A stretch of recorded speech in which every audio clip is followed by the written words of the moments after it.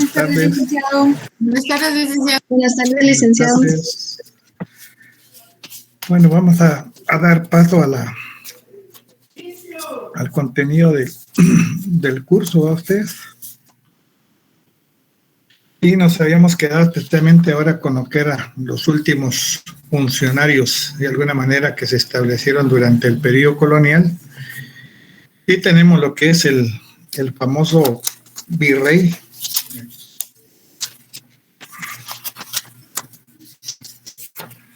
que en poquitas palabras era el representante del rey en una región que pertenecía al reino. Se trataba, por lo tanto, del título que ostentaba la persona que ejercía las prerrogativas del monarca en una colonia. Ese es el virrey para ustedes. Esta era una institución que tuvo en las Indias desde el primer momento de su creación. Tuvo un carácter eminentemente estatal.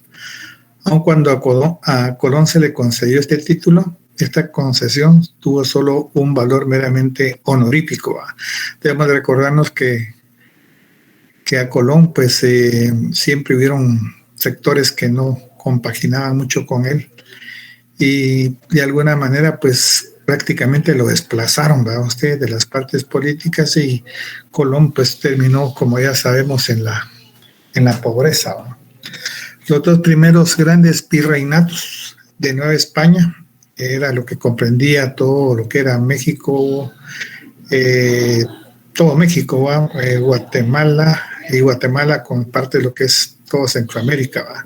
Entonces, bajo ese contexto estaba supeditado Guatemala a lo que dispusiera este personaje, ¿va?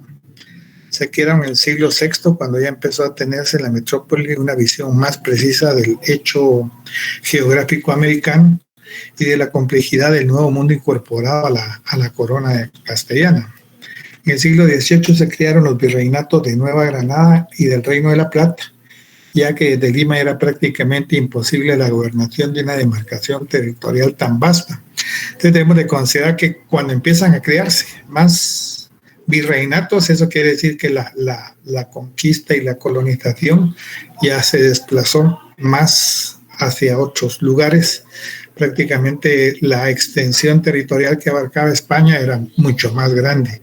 Habían encontrado pues nuevos horizontes, y en cada una pues agarraban a veces 2 o 3 países, fueron estableciendo el control absoluto de la corona española.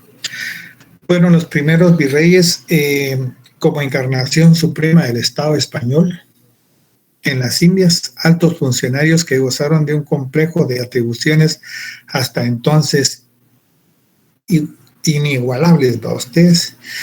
Algo así como que, así en tono de broma a ustedes, cuando, digamos, los presidentes de Guatemala han delegado sus funciones a funcionarios de segunda, que no votamos por ellos, ¿va? En el caso del presidente, ¿va?, prácticamente el virrey era Miguelito, a ustedes. Cuando Miguelito iba a este personaje sancarlista, a ustedes, ingeniero de emergencia, este personaje a donde iba, a cualquier parte del país, era como que ver al presidente, ¿verdad? Llegaban los alcaldes, llegaban los gobernadores, llegaban miembros del partido, y prácticamente él era un Yamatei en pequeño, ¿no? ¿Sí? Entonces, así eran los virreyes nombrados por la corona española. Desde luego contaban con toda la confianza, eminentemente, de ellos para representarlos. O algo así como como cuando gobernó Colón, ¿a ustedes? Bueno, casi no gobernó a ustedes, cuando depositó toda la confianza a doña Sandra Torres, que nosotros no votamos por ella, a ustedes, pero ella se hizo cargo prácticamente de gobierno. Ella manejaba incluso los gabinetes, o sea, cuando había sesiones, ella era la que hablaba, la que imponía, la que todo a ustedes. Entonces, es cuando se delegan las funciones, especialmente en otras personas, y cuando uno de alguna manera pues ha votado este tipo de situación. para que vean que el virrey pues tenía amplias facultades en nombre del rey, ¿verdad? La inmensidad de la distancia y la dificultad de las comunicaciones con la metrópoli y la urgencia de los múltiples problemas a resolver obligaban a los virreyes a decidir por sí y ante sí en muchos casos sin plantear siquiera la cuestión a los altos organismos del gobierno radicados en España. Muchas veces no se consultaba con el rey o a la casa de contratación de Sevilla, especialmente para ciertos asuntos de índole de carácter económico.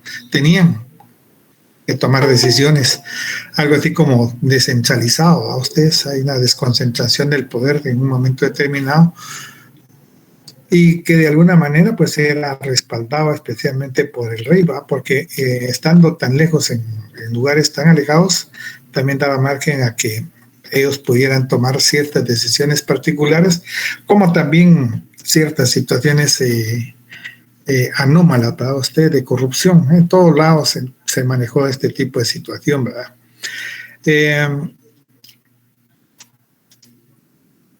Por medio de instrucciones trazaban pautas para el desempeño de sus actividades públicas a gobernadores y otros funcionarios de la administración dependientes de su autoridad. En sus memorias dejaron consignadas sus experiencias de gobierno para que pudieran ser aprovechadas por sus sucesores. El llamado pliego de mortaja, que se le llamaba, designaba al que había de sucederle en el gobierno en caso de fallecimiento hasta la llegada del nuevo virrey nombrado por la corona. Su nombramiento fue vitalicio en los primeros tiempos, luego se fijó el plazo de 3 años y gradualmente se extendió hasta 5 años para ustedes. Entonces, como vemos, el virrey tenía amplias facultades, digamos, en estos territorios que estaban bajo el control de la corona española y era el representante del rey. Eso, no voy a creer que el virrey era el que tomaba todas las decisiones, ¿verdad? Debemos de enfocarlo, debemos de asociarlo, digamos, con lo que pasa en Guatemala. ¿Va? Ustedes, supongamos el presidente del Congreso, ¿va? Ustedes, una persona que llegó con muy suscepticiamente, ¿va? Ustedes, y cuando llegó a la presidencia no sabía absolutamente nada, ¿va? De lo que había que hacer, pero en el Congreso hay asesores, hay gente que tiene tiempo de trabajar ahí y conocen todo el engranaje, especialmente de cómo se maneja el organismo legislativo. Entonces él tiene como unos 8 o 10 asesores y que de alguna manera lo han ido involucrando directamente en este contexto, lo han ido puliendo, podríamos decir, para ustedes, que lo han llenado de mucha experiencia y eso lo ha fortalecido porque hoy pues se desenvuelve bastante adecuadamente, aunque hable bobada para ustedes, pero de alguna manera ya no es como al principio algo temeroso y todo, sino que ya adquirió esa experiencia que se necesita en cualquier tipo de puesto. A ustedes con unos 3 o 4 años de experiencia en algún lugar determinado, pues empieza a conocer cómo es el desarrollo esencialmente de cualquier actividad que uno pueda realizar, ¿verdad? Después tenemos los capitanes generales. O sea, el capitán general, pues en el mapa político administrativo de las islas se registran, digamos, otras circunscripciones que fueron designadas especialmente a otros funcionarios. En todo caso, aquí nos corresponde lo que es el capitán general, con atribuciones también de orden civil, ¿va? Ustedes, gubernativas, administrativas y aún jurisdiccionales. El mando de la segunda lo ejerció un gobernador, funcionario de nombre civil, pero con facultades también de carácter militar. Ha hecho notar, profesor Kenny, que no se advierte una concepción sistemática por parte del Estado español en la determinación de estas demarcaciones políticas y administrativas. De ordinario se quedaron en algunos lugares fronterizos en comarcas inexploradas o habitadas por indios rebeldes al yugo especialmente de lo que son los conquistadores.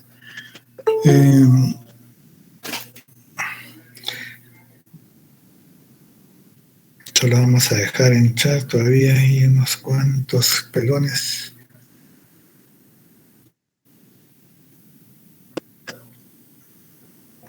Después tenemos lo que es el régimen municipal. De los alcaldes mayores y corregidores, pues ya habíamos hablado, ¿va? Ustedes, los corregidores, pues es el que rige y gobierna alguna ciudad o vía de la jurisdicción real representado en su ayuntamiento y territorio. Sus funciones son variadas, pero una de las más importantes era que tenía que encargarse directamente de la protección de los indios en su distrito, por lo que tenía que efectuar visitas haciendo audiencias en todo lo que necesitaba. Entonces, y los corregidores son aquellas personas que se encargan de un territorio determinado. En él también se le llama teniente de corregidor algunas veces, que ejercían su cargo en aquellas ciudades en que pertenecían al mismo cuando suplían la ausencia de algún otro funcionario a ustedes. Entonces, esto no. Lo que sí es de importante es el régimen municipal. El régimen municipal en las ciudades de Indias puede en sus líneas generales un fiel trasplante del viejo municipio castellano de la Edad Media. Pero así como en Castilla al tiempo de producirse los descubrimientos colombinos, había llegado al municipio un montón de mates y denunciaciones de los oficios públicos enajenables, asientos otorgados con personas particulares para la construcción de caminos o de otras obras públicas a cambio de determinadas gracias o mercedes, ordenanzas redactadas por las audiencias o cabildos municipales.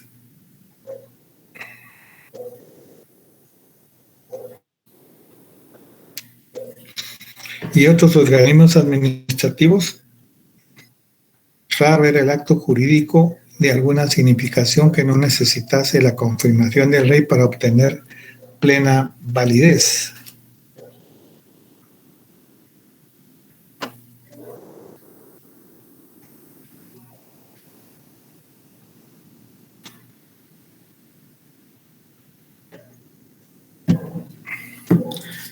He podido comprobar documentalmente que su otorgamiento de negación no se hacía de manera rutinaria, sino que se estudiaba a fondo los autos que el efecto se remitían al Consejo.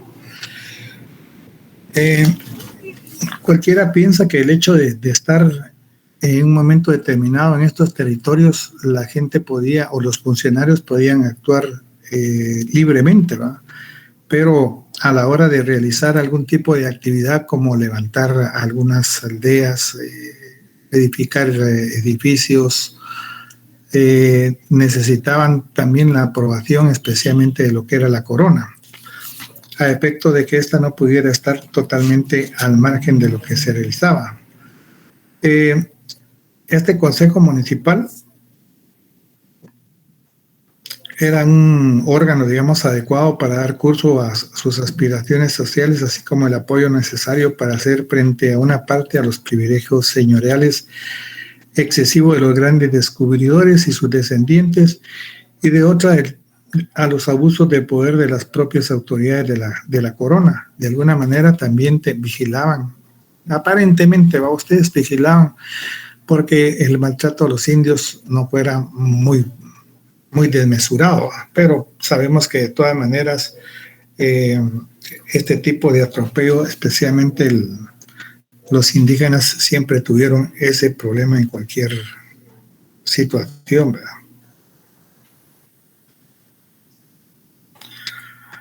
Después en aquel tiempo existían dos tipos de cabildos.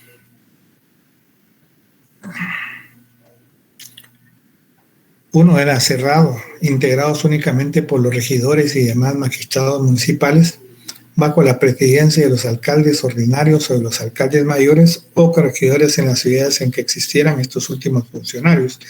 Esto especialmente todavía se sigue manifestando en las diferentes municipalidades, para ustedes, cuando se hacen sus famosas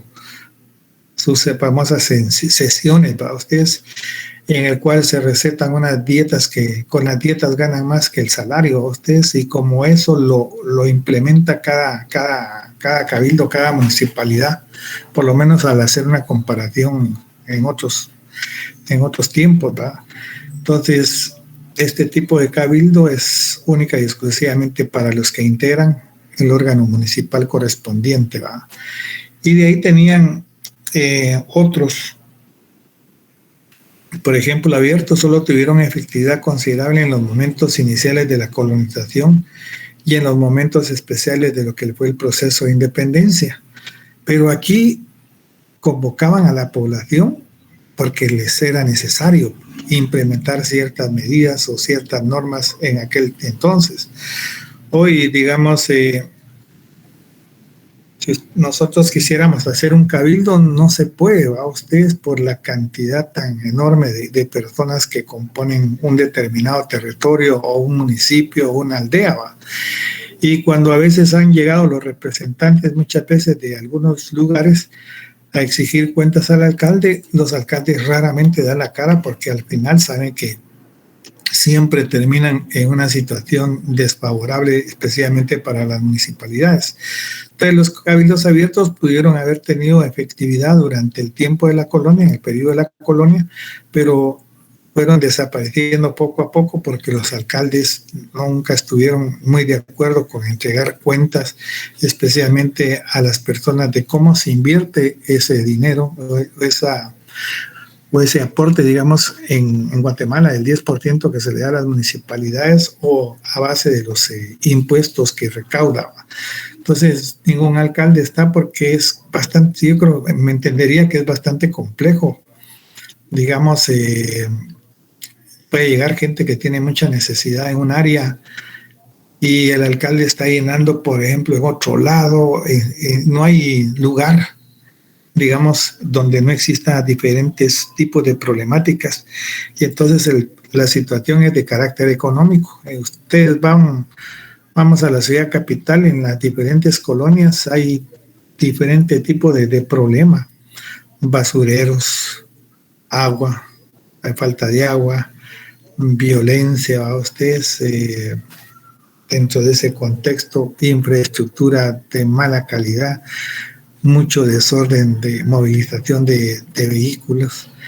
O sea que eso, o las calles todas deterioradas para ustedes, que es otro de los problemas que esencialmente enfrenta por ejemplo, estoy hablando de la ciudad, en colonias muy alejadas. Ahora el problema sigue siendo el agua, transporte también a veces para ustedes, y la violencia que impera en algunas zonas especialmente, ¿verdad?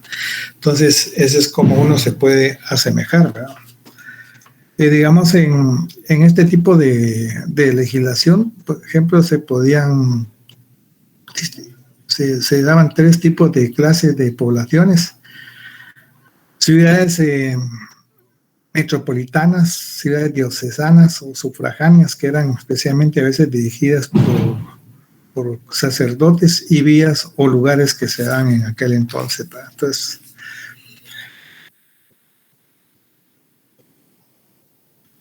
y de ahí pasaríamos al capítulo 8, que sería algo sobre repartimientos, otra forma de explotación y misericordia por parte de la gente indígena para ustedes, tanto hombres como mujeres y algunas veces algunos niños. No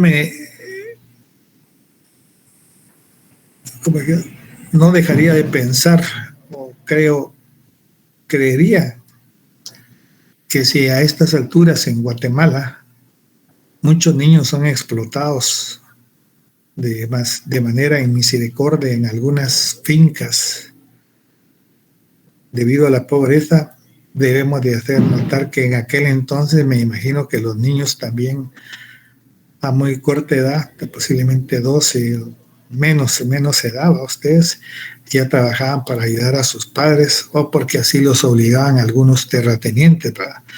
Los terratenientes siempre miraron o han visto al indígena como un objeto, a ustedes como un mecanismo, como un recurso para sufragar gastos.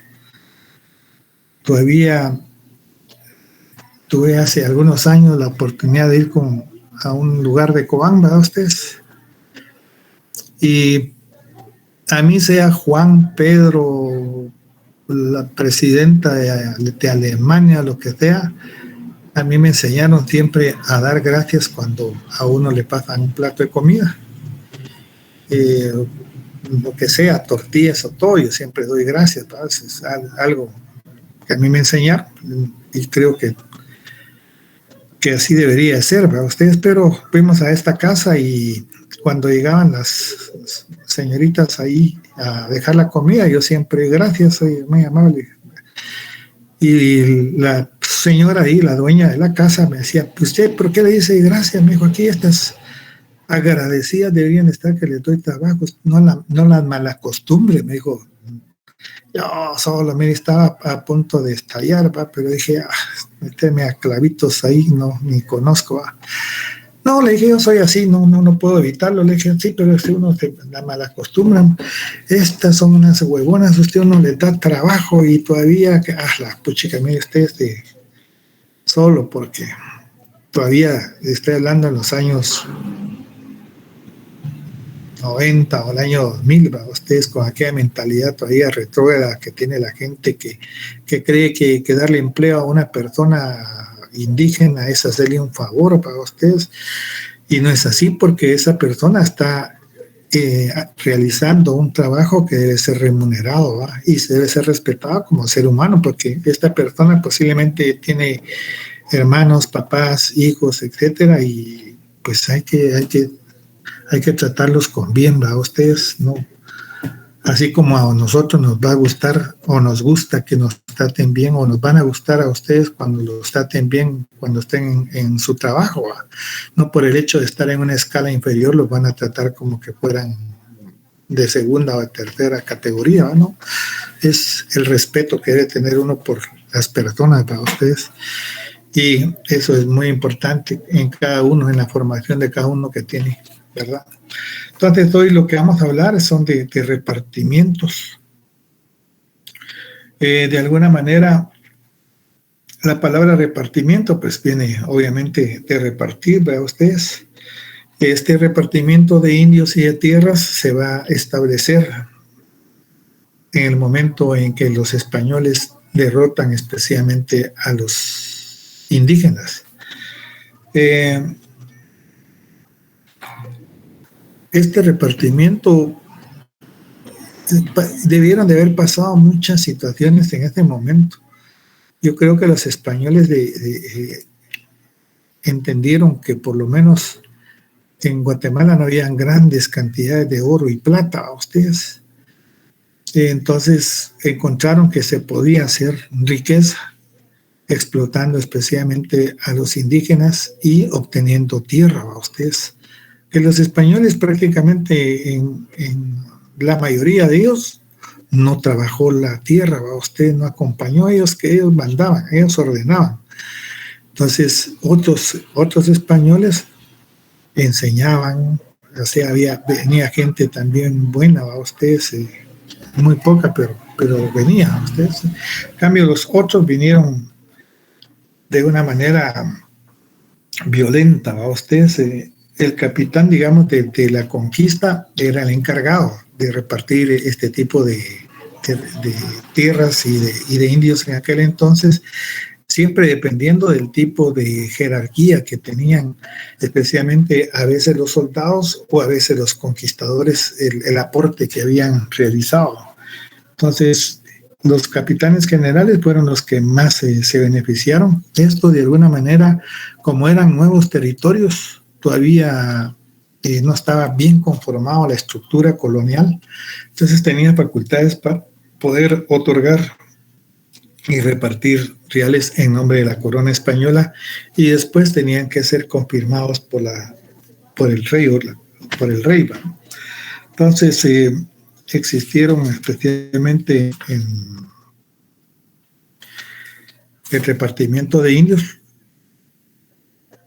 El repartimiento de indios, llamado también mandamiento, constituyó una forma de trabajo forzado para los indígenas por parte de los españoles durante la conquista y colonización de Guatemala, fue el principal medio por el que los hacendados seculares y eclesiásticos, así como las autoridades, se proveía de lo que era la mano de obra. Digamos, los indígenas repartidos siempre permanecían en sus pueblos prehispánicos, ¿va? Lo que ellos hacían era ir a trabajar especialmente en las haciendas donde se les asignaba como fuerza de trabajo o mano de obra. No vayan a creer que se mantenían constante y permanentemente como esclavos, ¿va? Ustedes, algunos sí los trataron así, pero la mayoría que aceptó la evangelización y se entregaron voluntariamente, la corona española había establecido que deberían de permanecer en sus comunidades, no quitarles sus tierras para ustedes, sino que mantuvieran sus tierras y trabajar en las tierras que especialmente se les designara a los nuevos conquistadores y colonizadores, aunque algunas veces algunos de los nativos fueron despojados de sus tierras, especialmente por no aceptar determinada situación con el aspecto de carácter religioso. También eran obligados estos pueblos prehispánicos, ¿va? Ustedes recuérdense que uno de los elementos principales es que aquí es un sistema económico diferente, ya no es esclavismo, es feudalismo. Y entonces el pueblo, digamos, de Zacapula, digamos, ¿va? El pueblo de Zacapulas, conformado por diferentes indígenas, tenía que entregar un tributo especialmente a la corona. Este tributo incluso no dependía directamente de la corona, sino que lo establecía eminentemente el conquistador como él quisiera o arbitrariamente, ¿va? Ustedes, o en todo caso el colono también, que era el otro que se establecía en estos territorios. A este colono también se le llamaba encomendero. O sea, encomendar, nosotros hemos escuchado la palabra encomendar. Digamos, usted a veces tiene sus cosas por ahí y va al baño, vos te encomiendo tal cosa, ahorita regreso, está bien. Entonces, los nativos también eran encomienda que se les daba a los colonizadores, no eran propiedad de ellos, ellos seguían perteneciendo directamente al control de la corona española, como que, digamos, se los prestaban para la utilización especialmente y no trabajaban todo el tiempo, ¿va? Trabajaban por jornadas de trabajo, ¿va? A modo que ellos pudieran trabajar sus tierras y poder sobrevivir, ¿va? Pero de alguna manera este tipo de explotación se dio cuenta, especialmente la parte de lo que es la Iglesia Católica.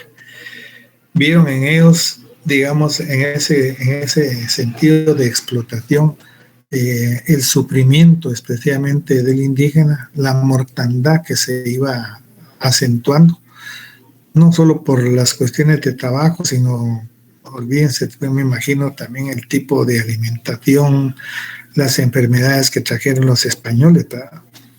Y entonces fue Fray Bartolomé de las Casas uno de los mayores precursores porque se le diera un trato más justo a los indígenas y se solicitó a la corona española que se emitiera algún acuerdo real, especialmente para evitar el maltrato.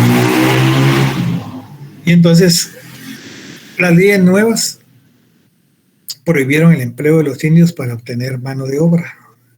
Sin embargo, estos fueron en 1524. En 1565 la corona española autorizó el repartimiento de los indígenas que habitaban los pueblos asentados fuera de la ciudad de Santiago de Guatemala para que trabajaran en la cosecha y molienda de trigo. La legalización definitiva de esta institución se produjo en el Reino de Guatemala en 1574, cuando el Consejo de Indias la autorizó para que los españoles pudieran atender las labores en el cultivo del trigo y sus necesidades de trabajo. La encomienda fue una institución socioeconómica, digamos, mediante el cual un grupo de individuos eran obligados a retribuir a otro en trabajo, especie o por otro medio para supuestamente disfrutar de un bien o una prestación que hubiera recibido. La institución de la clientela estaba establecida en la Europa romana, desde el Bajo Imperio hasta principios de la Edad Moderna. Así, Existía una relación de dependencia por la que el más fuerte daba protección al más débil a cambio de comprometerse a guardar fidelidad y entregarle determinados servicios. Esto sucedió siempre dentro de lo que era la actividad eminentemente del sistema económico de carácter feudal, que fue lo que se implementó en Guatemala. En España este sistema económico había casi desaparecido, estaba muerto, y en estos territorios nuevos volvieron a cobrar vida otra vez. La encomienda dio lugar a abusos, violencia, en algunos casos una especie de esclavitud encubierta. Estos comportamientos fueron denunciados por auténticos humanistas españoles como Fray Antonio de Montesinos y Fray Bartolomé de las Casas.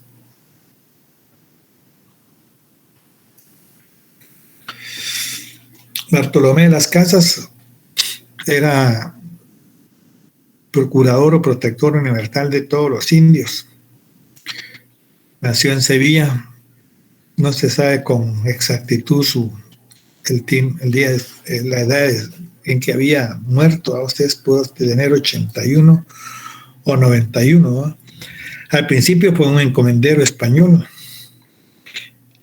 También me imagino que cuando eran encomenderos eran aquellas personas también que explotaban tremendamente al indígena, pero me imagino solo me imagino a ustedes que en todo caso Bartolomé de las Casas no tenía tal vez ese pensamiento tan macro como lo tuvieron algunos españoles, y luego se convirtió en fraile dominico, cronista, teólogo, filósofo, jurista. Fue obispo de Chiapas, México, en aquel entonces, bajo la jurisdicción especialmente de la Capitanía General de Guatemala. Recuérdense que Chiapas fue parte de Guatemala, y escritor, ¿verdad? A los 30 años renunció públicamente a los repartimientos y encomiendas de indios que había explotado, y desde entonces se dedicó a defenderlos. Por tal razón se le conoce como el principal defensor de los indígenas, y fue nombrado procurador o protector universal de todos los indios, de las indias hispánicas, lo que tal vez se ve opacado a ustedes su gran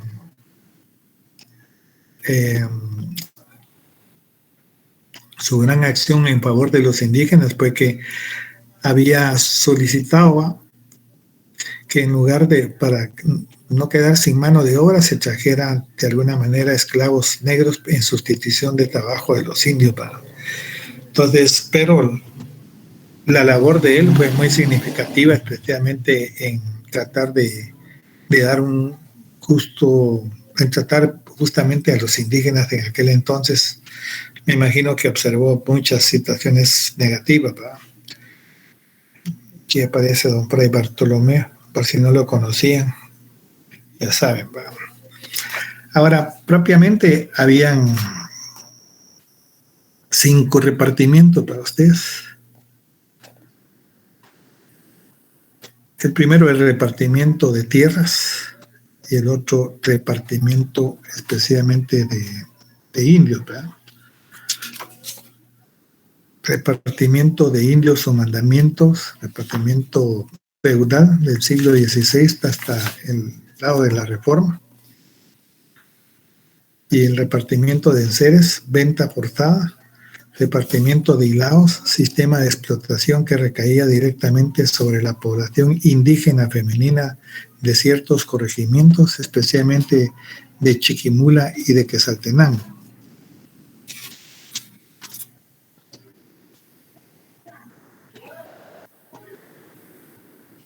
Más allá de los planteamientos académicos estaban los intereses económicos de los conquistadores, quienes necesitaban mano de obra barata para sus empresas agrícolas y mineras. Por eso, en los primeros años de la época colonial, los indios fueron esclavizados en su condición de prisioneros de guerra o por compra o rescate, cuando se trataba de indios, ya que eran esclavos de otros indios, puesto que la esclavitud existió también durante la sociedad prehispánica. Se recuerdan que habíamos comentado que de alguna manera los continuos enfrentamientos entre los diferentes grupos étnicos, aquellos que eran derrotados, a los que capturaban, eran tomados especialmente como esclavos, ¿verdad? la que podía realizar que dicha actividad estaba el capitán de conquista, después el representante de Alvarado, en su ausencia, y también el ayuntamiento de la ciudad de Guatemala, cabildos, conquistadores y primeros pobladores.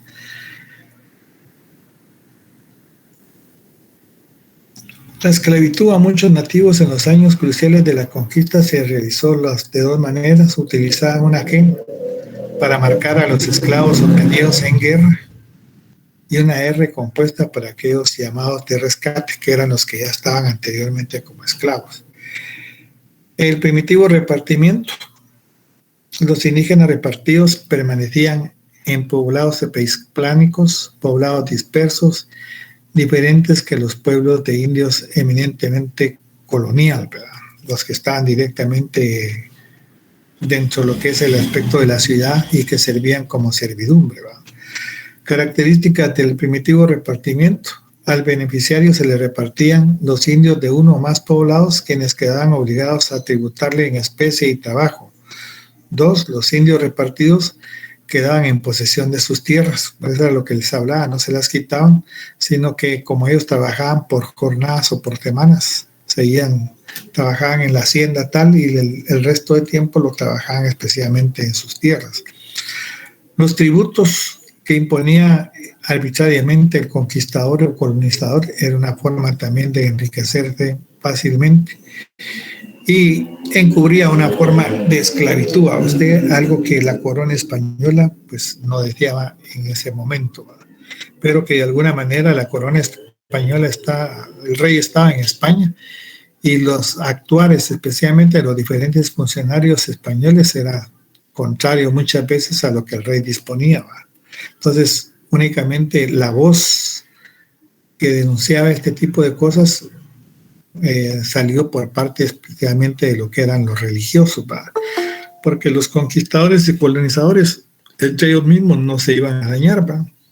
No iban a decirle fulano está haciendo tal cosa, porque de alguna manera todos se beneficiaban económicamente de esto, ¿verdad?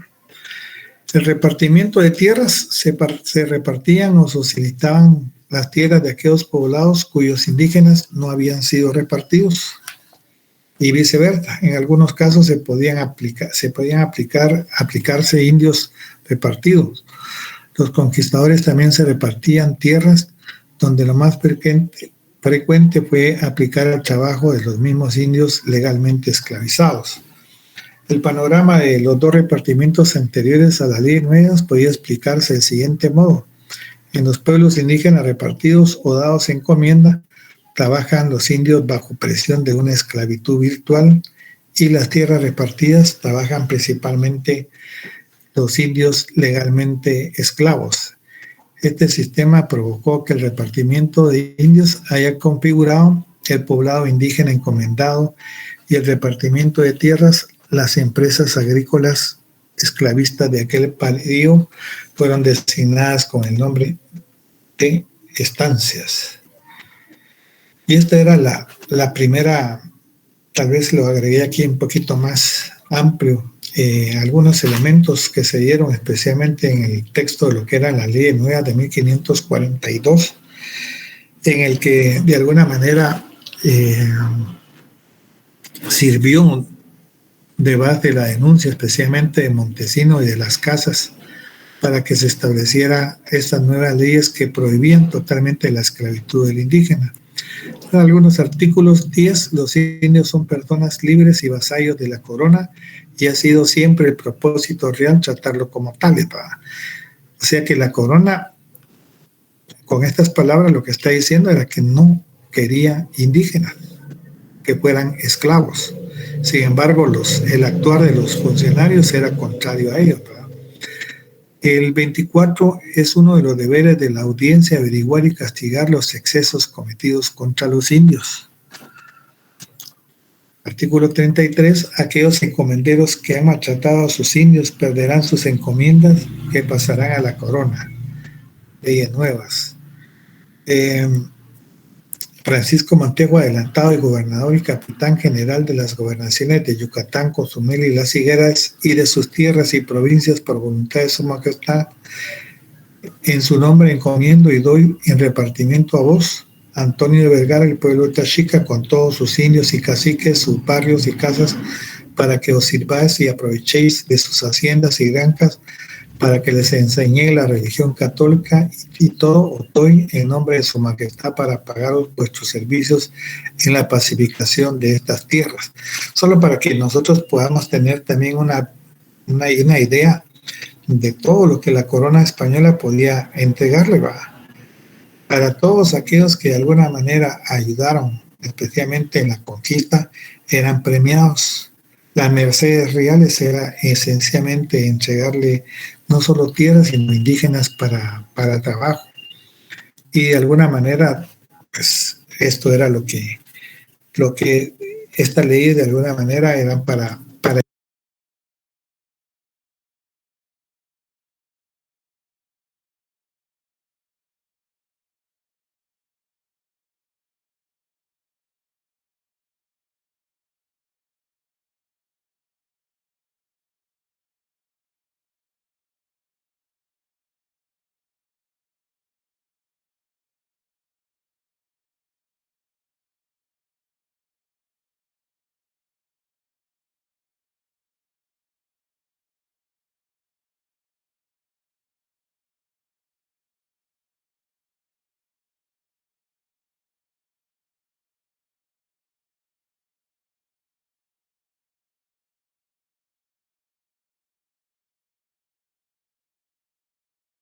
institución jurisdiccional de la corona española compuesta por diversos funcionarios.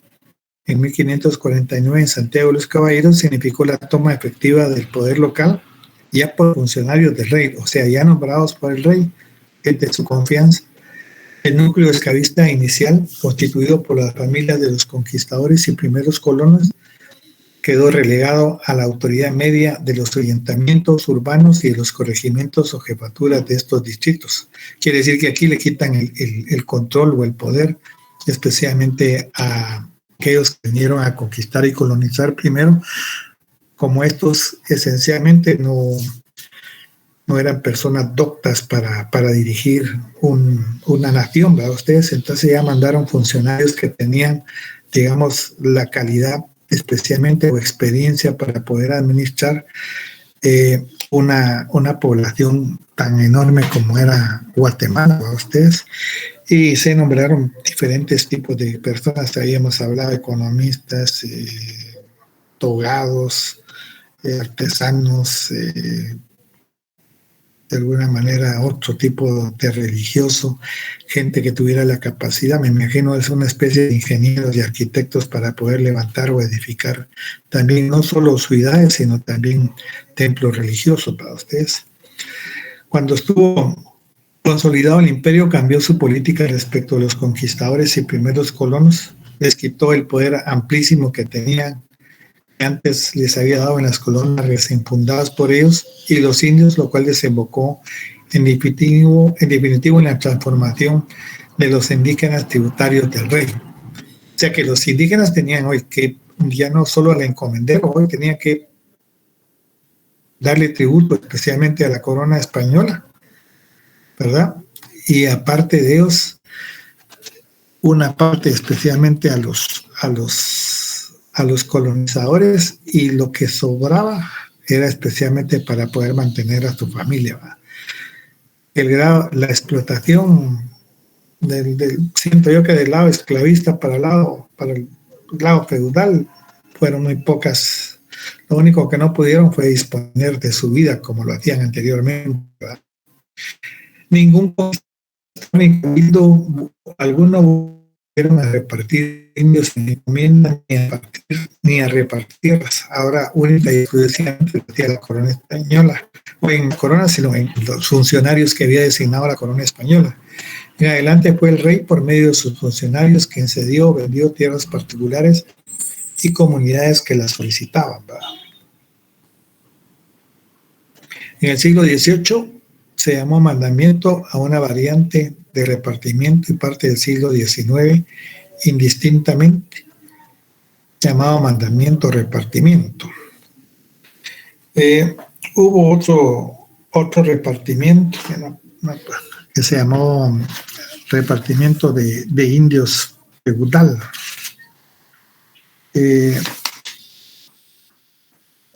Este repartimiento consistía en que de alguna manera los indígenas en aquel entonces eran repartidos por grupos, ¿verdad? Ustedes, si eran 4 pueblos, un pueblo trabajaba una semana, otro pueblo otra semana, etcétera. Se decía que tenían, por ejemplo, se les pagaba, ya como eran indios feudales, había un pago que se les daba especialmente en ese entonces, desde el momento en que salían hasta el momento, hasta el regreso. Pero los españoles eran muy diestros, especialmente en tratar de explotar siempre al indígena. Este tercer repartimiento, lo que hacían los españoles era que no les pagaban por día, sino por tarea. Entonces, si había que elaborar o determinada cantidad y no la podían sacar ya no la hicieron por día, sino que tenían, digamos, 2 quintales tenían que trabajar. Si el indígena no lo sacaba en el tiempo que en ese día, lo hacía en el otro día, pero ya le quitaban parte del salario del día que les correspondía y se les pagaba en una moneda muy deteriorada, dice que iba perdiendo valor en un momento determinado.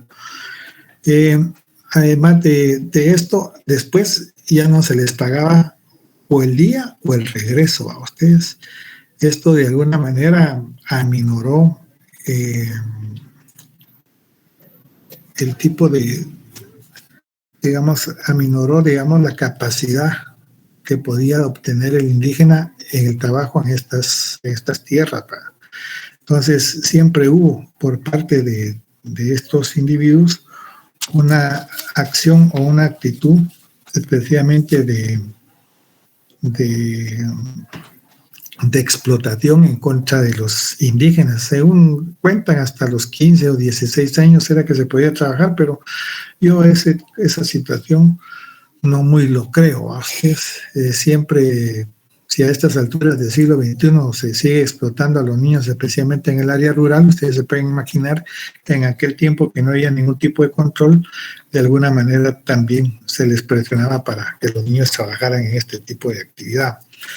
Otro elemento, otro repartimiento que fue terrible en aquel tiempo fue el repartimiento de enseres. No era ni más ni menos que una venta forzada, ustedes, valiéndose de este reparto de las autoridades indígenas, los pueblos, alcaldes de indios, siempre de la misma camarilla de los nobles del lugar, excluidos del tributo y de la obligación de ir al repartimiento, distribuían por la fuerza entre los indios grandes cantidades de mercancía de diversa naturaleza. Pero esto lo hacían en nombre del corregidor a veces, o del encomendero que tenía a su cargo determinados territorios. Entonces, estos indios, digamos, o estas autoridades indígenas, que eran aparentemente los nobles del lugar, ellos no pagaban ningún tributo, ni tampoco iban a repartimiento. Era como a cambio de su colaboración, de alguna manera les era dispensado cierto tipo de actividad. Y esto lo hacían por la fuerza, entre los indios. Cantidades de mercancías de diversa naturaleza, repartían herramientas tales como azadas, hachas, machetes, también telas y ropa, igualmente alimentos, pero al precio que ellos establecían, sin que ellos pudieran negarse. Aquellas personas o individuos de aquel tiempo que se negaban a aceptar estas condiciones podían ser azotados para ustedes. El terror era una de las causas por las que no podían negarse, so pena de despellejarlos a latigazos, y lo pagaban con su trabajo, monedas o fruto. Entonces, En este contexto eran los corregidores los que de alguna manera eran los que se beneficiaban enormemente del trabajo de los indígenas. Los otros puntos de vista, los mandamientos o repartimientos de indios fueron en Guatemala el principal instrumento de explotación indígena. No nos parece acertado. En realidad, este repartimiento de indios solo se practicaba en aquellas regiones donde los españoles desarrollaron explotaciones agrícolas, con excepción del oriente guatemalteco. En el resto del país hubo pocas haciendas. En el siglo XVII, estas fueron de cierta importancia en el corregimiento del valle de la ciudad de Santiago de Guatemala. Ellas producían especialmente el trigo que los indios no cultivaban, destinado al abasto de la ciudad. En 1671, de los 76 pueblos de indios y parcialidades de este corregimiento, 38 tenían que enviar cada semana la cuarta parte de sus indios tributarios a servir en estas haciendas. El repartimiento se practicaba durante 39 semanas del año. A ustedes por eso no era todo el año, sino era especialmente alternos. Después tenemos otro repartimiento de hilazas o algodones. Estos especialmente estaban dirigidos para la mujer, a ustedes. Los corregidores compraban grandes cantidades de algodón y en mote y en fibra, los cuales solían adquirir en Quetzaltenango y la repartían entre las mujeres de todos los pueblos de jurisdicción del corregidor. Los alcaldes indios, algunos de ellos fueron azotados por el trato inhumano que ejercían en contra de las mujeres, aunque también si no lo hacían moderadamente podían sufrir las pérdidas de sus beneficios. Los puestos de corregidor lo obtenían haciendo donaciones a la corona y su tiempo de permanencia era entre 3 o 4 o 6 años. Solo tenían acceso las personas adineradas y solían estar en manos de los grandes terratenientes. Era un sueldo simbólico. Su verdadera ganancia radicaba en los negocios que realizaba. Aquí es de hacer mención que de alguna manera, fíjense que como dice, les entregaban el algodón en mota, les entregaban 3 o 4 libras, digamos, como ejemplo. Le dieron 3 libras al elaborarlo, especialmente para mechas, especialmente de veladoras o candelas para ustedes, pesaba menos para ustedes.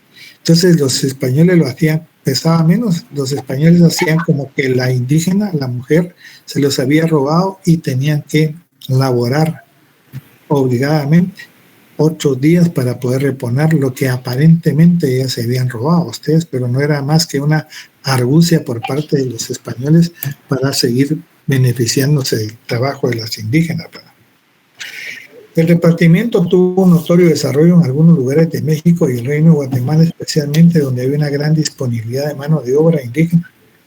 Cada domingo, entre 2% y 4% de los factores indígenas, en algunos periodos de dobla, el porcentaje subía hasta el 8 o 10%, que estuviesen entre 16 y 60 años, ¿verdad? Pero no lo hago muy. Con excepción de los alcaldes del pueblo y de los que estuviesen enfermos, debía reunirse en la plaza u otro lugar público de la respectiva reducción para esperar a los mayordomos de la hacienda españoles de las vecindades o los capataces de las minas, quienes al día siguiente llegaban a los trabajadores según las cuotas establecidas en un padrón levantado por mandato del presidente de la audiencia. Este era quien concedía a los propietarios españoles el derecho a disponer de indígenas, el repartimiento previo a la corona de medio real de plata por cada trabajador. El beneficiario debía además pagar al indígena el tiempo empleado en el camino de ida y un real por cada día de labor, así como suministrarle las herramientas que fuesen necesarias para su trabajo. El cumplimiento de las normas que regían el sistema es la responsabilidad de los alcaldes indígenas supervisados por jueces repartidores españoles. Pero lo que les había hablado anteriormente, que generalmente a veces un día no les pagaban el de ida o el de regreso, y después no les pagaron por día, sino por jornada, por tarea, a ustedes, y esto era un contubernio entre los diferentes funcionarios para beneficiarse especialmente del indígena, fue otra forma de explotación. Además del repartimiento establecido a favor de los hacendados, se implantó un sistema de repartimiento urbano en 2 modalidades: el servicio ordinario para la ciudad destinado principalmente a la construcción y mantenimiento de edificios y obras públicas en las poblaciones de españoles, y también el servicio extraordinario de la ciudad dirigido a la edificación y reparación de casas particulares, servicios domésticos y trabajos varios para ustedes.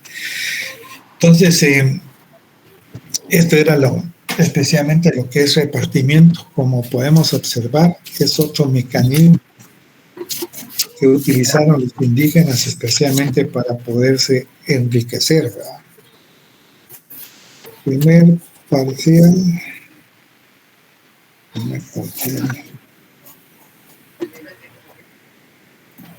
Entonces, para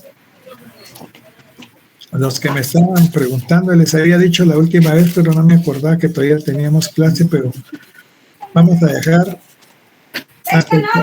hasta el capítulo 8, patojos, capítulo 8, repartimiento. Les voy a poner un examen bien fácil, como siempre se los he puesto, de selección múltiple.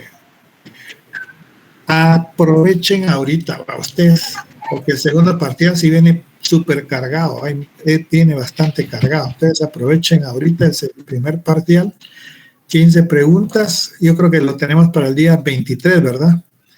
Y por favor traten de mandar a tiempo todavía tenemos clase el próximo miércoles, pero el miércoles ya sé que vienen, cuando empiezan exámenes viene menor gente. Traten de mandarlo a tiempo, por favor, y cualquier inconveniente, ya saben que conmigo nadie ha tenido inconveniente de que mire, que ahí ya les dije yo que si alguno no pudo entrar por X o Y razón, o tuvo algún inconveniente con respecto a su trabajo o algo por el estilo, o incluso que esa babosada del COVID, ¿verdad ustedes? No te preocupes, no te alarmes, porque para eso estamos, ¿verdad? Entonces, pero ese sí se lo voy a hacer más en otra oportunidad, en otro contexto, ¿verdad? Entonces, recuérdense que a veces la plataforma tarda un poquito en abrir, entonces tengan paciencia y cuando se empiece, pues media vez entran 10, 15 o 20 y los demás tienen que entrar porque eso ya se inició. Entonces, esto es para el primer parcial. Hasta la página, hasta el capítulo 8, traten de estudiar, traten de hacer bien las cosas y no van a tener ningún tipo de inconveniente, salvo los que pudieran tener por causas ajenas a su buena voluntad, incluso hasta pudiera ser que tuvieran problemas con el internet, ¿verdad? Aunque hay algunos pícaros que se meten ahí para probar, pero más les vale que contesten este examen, esta oportunidad, porque el otro sí lo pongo, el extemporáneo lo pongo solo con pregunta directa, ¿va? Entonces es más complicado. Así que por el día de hoy, muchas gracias por su atención, patojos, y nos veríamos el próximo miércoles, si Dios nos da vida o no nos da vida, a ver, que depende de él. Que tengan feliz tarde para todos, cuídense mucho. Capítulo 8, ¿se recuerdan? Gracias, licenciado. Gracias, licenciado. Gracias, licenciado. Feliz tarde, licenciado. Feliz tarde.